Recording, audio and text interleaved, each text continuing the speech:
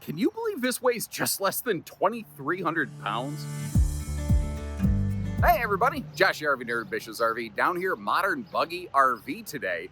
This is a smaller kind of niche manufacturer, but they're making some cool stuff that I think is really resonating with what a lot of people are looking for in the RV marketplace right now. It is smaller, it is lighter, it's more easily towable. Also, it's a different type of construction. It's an all aluminum skeleton, dual Asdel composite paneled walls, actually a full composite flooring from it's material called Vixenite. So there's no wood essentially in this structure of this RV. What's really interesting about this, it's not a laminated aluminum framed wall, it's a fully welded aluminum cage wall. And that type of construction costs more to build, but also weighs far less when it's built. Like this thing, as I said, I think it weighs like 2,295 pounds as it's sitting behind me, has a 3,500 pound GVW. Potentially like your Jeep Wrangler people could handle one of these things. I sometimes manage to put an extra syllable in Wrangler to make it Wrangler, and I'm not exactly sure how I do that, but like athlete. Anyway, what is this little thing? So this is the BB14, the little brother to the 16, just slightly smaller, but it adds some additional cargo capacity. 1,200 pounds of cargo carry on this little guy. I'm not sure you could really overload this one unless you went out of your way to try it. Crazy things like a one-touch awning, full fiberglass interior ceiling liner, like lightweight compact camping. It's narrow body, it's easy towing and going, Torflex Dexter axle system, but like anything, it's got some ups, it's got some downs, it's got some in-betweens. I want to go through and peel this onion apart, show you all the different layers, and let you decide if it's the right one for you. And if you appreciate that kind of fair look at things, hit that subscribe button, and let's get going. So when our footage began, I gave you a brief little wide angle look at things. I don't like doing that, but it's a super small camper, and it's the only effective way I can try to like help give you a quick understanding of the layout of the floor plan. I just don't like how it misrepresents the RV. But this is more what it's going to look like. Now, I'm laying down on the bed. I'm going to have to crunch and engage the core muscles to get up, but I want to start from the top down here. You might notice the super shiny roof. It's shinier even than my five head, my balding five head. When you bald enough, your forehead becomes a five head. And it's not wood paneling. There's not wood involved in the structure of this RV. Nothing in the roof is wood. It's an all interior fiberglass sweep. It almost looks like a dry erase board. It's a 13,500 BTU roof mount air. This is a wet bathroom. Let's get that out of the way. That's an instant deal breaker for some people. I respect it. I get it. I don't normally begin by looking at bathroom footage, but as long as we're staring at the sucker, I'm going to go ahead and do that. You might notice it's a little bit tight for a person of my American dad bod stature. You may notice you essentially, as far as I can tell, you kind of just sit on the toilet and let the rainwater dribble on you. And then you can just reach over here, grab your body wash, your hair care products that I have no real use for myself. And this is all shower wall surround paneling. This is not like wooden wall paneling. Sometimes in these little campers, manufacturers try to get really cute and cut that corner, and you're not seeing that happen here. Also, I appreciate the fact that they put that big fan in there, because not only can that give you the ventilation in the little bathroom where you want it, because in a little RV like this, saying it as scientifically and politically correctly as humanly possible, you are essentially going to crap where you eat. And having that airflow is welcome. Now, for privacy, you do have one of these little retractable doors. I found sometimes you got to be a little friendly with those suckers to close them up. So you don't necessarily stare at your toilet the whole time. Up front here, we've got this wraparound kind of U-lounge with that, swivel around. You can raise it up and down lagoon style table. And if you look here, you'll see that can also fold down into a simple sleeper. So for the most part, this is going to be a solo, maybe couples camper if you know one another biblically and you don't mind bunking up side by side back here and crawling over one another to get to the bathroom or whatever. But if you have a kid, a big dog, a guest, or whatever, you also can fold this down and create an extra little space right here. Now, the power outlets on the front wall feel weird to me on what we're going to kind of call a U-dinette, but they didn't have a lot of other awesome spots to put those. I'm wondering if they wouldn't be a little easier to manage perhaps down here in the dinette base, but then you're really stretching the limits of a lot of power cords, which is annoying. So it's just kind of, it's one of those things that it's a small camper and you're making little accommodations and little sacrifices, and it just kind of is what it is. Now there's a slightly bigger brother to this called the Big Buggy 16, which has an optional front fold down bunk if you need slightly more sleeping space, but you still need a very lightweight trailer. Our entry door does have the privacy shade built in. I did pop that down just a little bit. I'm a little surprised to see a top-down shade. I've been seeing nothing but bottom-up shades in the entire RV industry over the past year, so that was a little bit of a surprise find. While we're looking around here, there's no carpet or no floor vents. Very common, by the way, in small campers like this. You're not going to have those little potential annoyance things. It does have a propane furnace. You see that we do have a propane cooktop.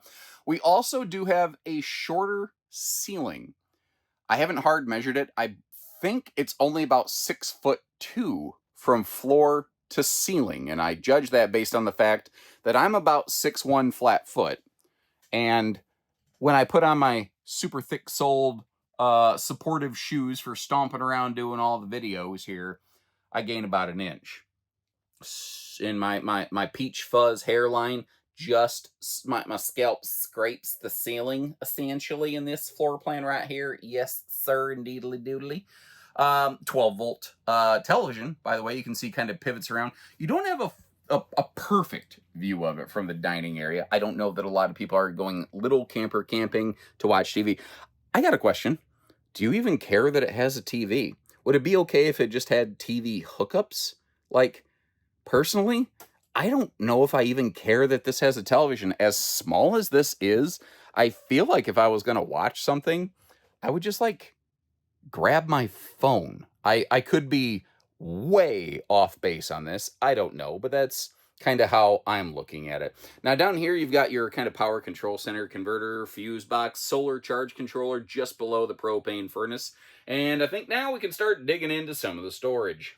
And one of the things that really shocked me here, they're using like, I don't know, 50% thicker boxing and structure on their drawers from what I typically see from most RV manufacturers. And one of the differences I think you need to put your hands on to feel is just the solid feel and the smooth glide of their drawers. Like, they have a very good cabinet shop from what I can tell. This, by the way, is a 12 volt fridge. It doesn't have really a separate freezer, maybe a tiny little popsicle pocket up top, but it is not a 110 college kid dorm fridge, which is kind of what that looks like up here. This almost looks like it's microwave spaced. To my knowledge, they do not offer a microwave option. There's very few options on this. I think maybe a suspension optional upgrade, and that's maybe about it. Yeah, flipping around the other direction. Oh, I like how they did this versus the other one. And right now you're like, what other one? Because to you, it's just one video you're watching at any given moment. To me, I'm recording bunches of videos rapid fire, so I've seen several of these very quickly. I just got done recording this one's big brother, the Big Buggy 16, and it has a little more overhead cabinet space. It also includes a pantry next to that refrigerator. This one doesn't, but its cabinet doors flip up, but they don't have like a strut or anything. And if a manufacturer doesn't include a strut, I prefer cabinet doors like this that swing sideways, so I don't have to like sit there and hold the thing and juggle with it. Now, this is just my personal opinions. I like these 2-burner stovetops in campers because they give me 2 good high output burners. And frankly, you can't cook 3 things at a time on a 3-burner stove anyway. And the back 2 burners on a 3-burner stove are low output. These are both high output. That being said, I don't like this sink. You can basically barely wash your hands in it. And you might have noticed the bathroom does not have its own dedicated sink space. So some people just really don't like the idea that I'm washing bathroom hands in a kitchen sink. I get it. I get it, you know, so I just want to point that out. It's not going to be necessarily for everybody. The plumbing gets in the way here a little bit. Like, I really wanted this to be a small space for like a Walmart wastebasket, but that is a tricky space to operate. I wish they could somehow get that out of the way. I don't know if they're not able to or what the deal is, but hey, If it's good or if it's bad, I want to report it either way and let you decide what you think about it. Normally, this is the part of the video where I'd close the slides and talk about road mode, but with this RV having no slide, there really isn't anything like that. I thought I'd give you, though, a quick size reference. I mentioned my height versus the height of the RV. Again, with the shoes that I'm on, I'm representing about 6'2" in personal height right now. So, yeah, my head does not clear the air conditioner. Generally speaking, I can walk around. I get hit in the head by these little nipple light things when I'm walking through, but I'm kind of used to that. Like, even as I'm recording this video, I'm just constantly sort of ducking and hunching, and I'm not really walking around in this RV a lot anyway. I'm either sitting at the seat, I'm grabbing something from the kitchen real quick, or I'm going outside. But that also keeps the RV lighter weight, less expensive, more manageable, lower exterior clearance, so you have fewer issues there. But this is going to drive some people nuts. I totally get it. I just wanted you to get to see what it looks like. Hope this is helpful if I don't manage to cut my own self off with the camera. And once again, for towing and going, this little trailer does not need a big vehicle. These are some very small, lightweight kind of campers, and your eyes are not deceiving you. That awning is kind of doing its own thing right now. This has a one-touch open close power awning. I don't think it has a wind sensor, by the way. It does have some brackets where you can kind of attach some drop legs down to the side of the trailer for a little more stability, but pardon me, geez, oh Pete's, I just chugged a whole bunch of Diet Mountain Dew trying to get caffeinated, and now I've got the carbonation coming back up. My apologies there, a little human moment. As you can see, it's not a gigantic awning. It's a tiny trailer. They don't have an opportunity to put a 20-foot awning on a trailer that's not even 20 feet, especially with this style of curvature. And I don't normally do this kind of stuff live on camera, but I also don't normally, that sounded almost like Goofy, I don't normally, have a one-touch power awning that I can, operate for you like this. So very simple, easy operation. Now, as you can see from the camera, it is kind of a drizzly, rainy day. So when you are looking for that little bit of extra rain protection, that actually is kind of nice. Now, as you're seeing, this is obviously a very narrow body camper right here. What's kind of cool about this, it's very easy to see around when you're towing, especially with those smaller body vehicles whose mirrors don't stick out as far. That being said, I still always recommend get some tow extension mirrors. Don't skimp on the safety equipment. It absolutely boggles my mind how many times people will purchase RVs like this, or far larger, far more expensive, far heavier, and more dangerous to tow, and they ask if they need the safety equipment. Yes, you should not ever skimp on stuff like that. So let's talk construction, because that's really one of the major parts of this. You obviously can see the fiberglass sidewalls. What's going to throw some people is it's not a laminated wall. It is actually a hung glass fiber wall on top of a full welded aluminum cage construction. That is, if you follow my RV construction videos, my terminology for this is what I call good bones construction. Kind of like if you have a house with good bones. Maybe it needs some remodeling, but it can get it done. This is very interesting, by the way. The side mount spare tire threw me off, but I remember that this is only like 6.5 foot wide, so it doesn't stick out into the next lane. Anyway, good bones construction. God forbid you have a leak. It's Asdel on the inside and outside layers of the wall.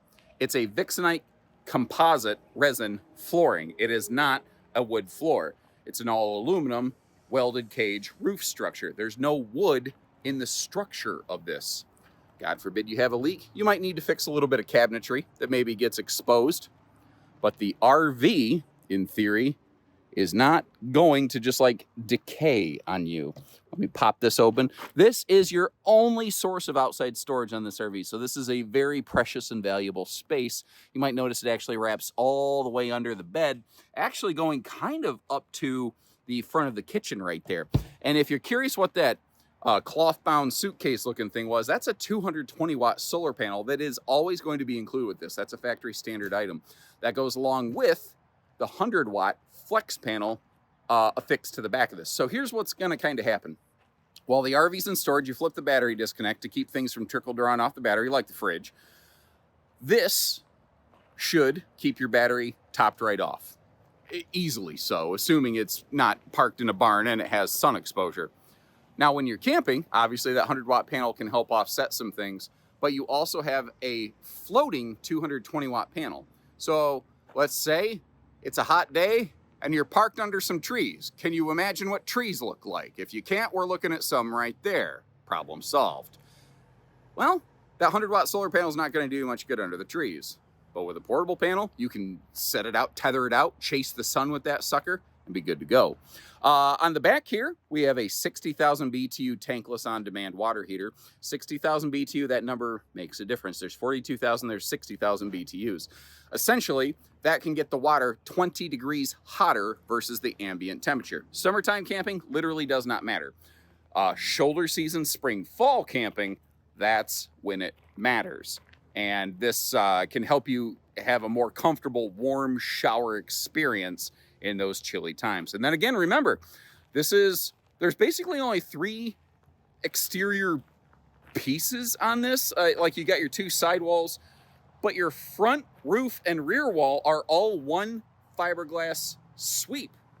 So there's fewer join points, there's fewer seam points, fewer seal points, and no rubberized roofing to worry about. Although you do still have seals up top you need to maintain. Overall, there's just less to worry about here. So, oh God.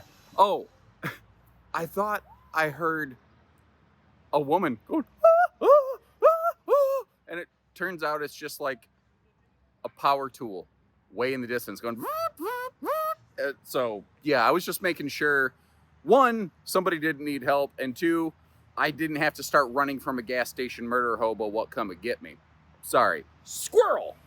Anyway, take a look at the links in the video description. If you're curious or serious about the general price tag or where we would have one of these available, click that little link and we'd love to meet you. And short of that, I would just be curious to know, what's your general impression of this thing? You know, it's not my style of camping. It's smaller. It's not, I don't prefer the wet bath kind of concept, but I appreciate the construction aspects of this, and I'm really curious to see kind of actually the other things that this company will be producing over this next year. So thanks again for tuning in. Always working to get you new stuff here on the channel. Hope you appreciate it. So take care, stay safe, have fun, and happy camping, everyone.